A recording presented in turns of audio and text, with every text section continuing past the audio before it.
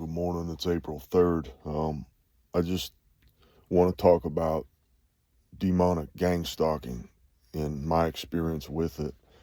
Um, I'm not going to get into my complete itinerary of the rabbit hole of all the different scenarios. I'm going to just mention one that I previously mentioned and another that I did not mention. So I spoke on how they work in groups.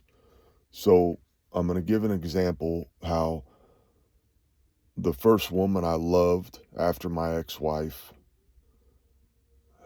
that I have a lot of our sexual encounters, who this woman is possessed. I have a lot of our sexual encounters, memories from our sexual encounters, wounds from our sexual encounters, things that I experienced that turned me out to certain things sexually with her tattooed on my body. And I held her in the most important standing of all the lovers I ever had in my entire life until I met the love of my life. So this particular woman, how the entities worked through her and with another individual to double team me at one time. So I spoke on Good Friday of 2023 when the love of my life's sister's man, who was uh, stalking me and her sister at the time before he got incarcerated. He was plotting to take us both and want to torture us both and in both of our fleshes. Um, so on Good Friday 2023, this woman that her and I had a very intense relationship with, that I have tattooed on me, she never FaceTimes me, only FaceTimed me twice since her and I last saw.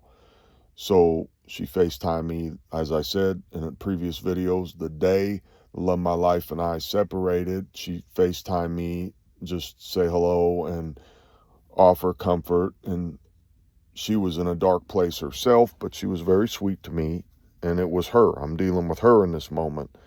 So now, fast forward to this particular situation that I'm sharing on right now, Good Friday 2023, she offers FaceTime. Now, I'm going to add, this woman is a practicing worshiper of Lucifer by her own admission. And as I said, entities manifest inside of her when her and I is together, drink liquor and sexual encounters, very intense in nature.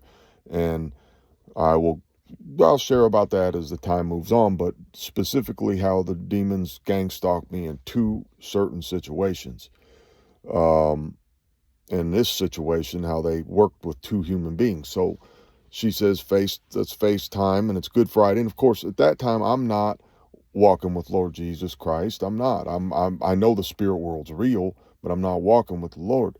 So I just, once again, you hear me say, that means and. So or I'm sitting there, she texts me and say, let's FaceTime a bit. And I said, okay.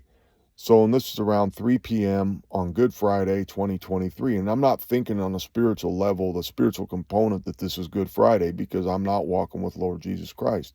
As I said, I repeated myself, but I want to make that adamantly clear that this was a direct attack, not on me per se. It's an attack on Jesus. And then people say, well, why you? You're a nobody. And we've gone over this before. The demons, once they have a target, the demons are against Lord Jesus Christ always, so they're going to attack their targets accordingly. And on a holy day of that nature, they're going to really attack and represent. Now, some people say to me, well, that's actually anti-Christ days, because these are pagan holidays. They aren't the exact dates. Don't matter if it is made up dates by man. That's Lucifer then, because it's an attack on Jesus. Any type of days that might be truly Lucifer and then promoted to be Lord Jesus Christ, it don't matter, because it has to do with Jesus.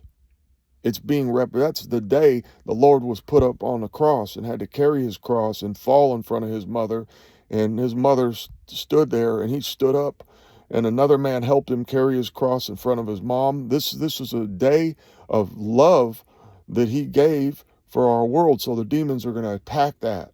And it don't matter if someone like me, who's a ham and egger and a nobody and a homeless individual who's heartbroken, they're attacking Jesus. They're not attacking me. I'm nothing.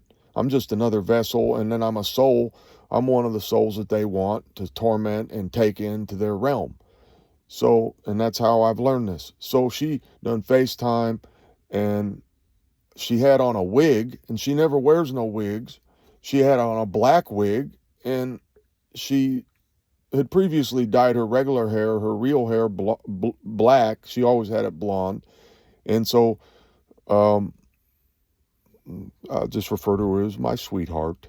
She's my sweetheart. She just she got a very dark aura about her after interacting with a man while her and I still were interacting. She met a man and she really liked the guy, and he was a very passionate guy, but he had a darkness about him. And I noticed after she met that guy, she became very dark. So she went from blonde hair to black hair after she met this guy who was a savage and truly, is and was a savage. And just, real recognize real on those lines. So and I'm not perceiving to be a savage. I'm just saying I believe I'm real because I'm honest. So there it is. I'm real because I'm honest, and he is truly a savage. So, and his Lord and my Lord are two different Lords. So my Lord being Jesus Christ. So she FaceTimed me, and I park back into a parking place, and then all of a sudden she's got that wig on, and she's hold a cup say Hex on it. It's HEX on it, and then she look at me, and then blinking her eyes real fast. She never does that. It's like hypnosis. And she's not her. It ain't her. I'm not dealing with that sweet woman that called me the day of love of my life and I separated. So looking at her, looking at my sweetheart, and it's not her. She's taken by the entities and blinking real fast, then shows me the cup that says Hex. I shared about this before, and then take her hand and motion across to make sure I see the word. Soon as she does that, he pulls up. Love my life's younger sister's man pulls up on me. He don't know where I am. We're not communicating. We're not on good terms. If I see him, it's on sight. That's how this is at this point. And I haven't shared about that, but I'm ready.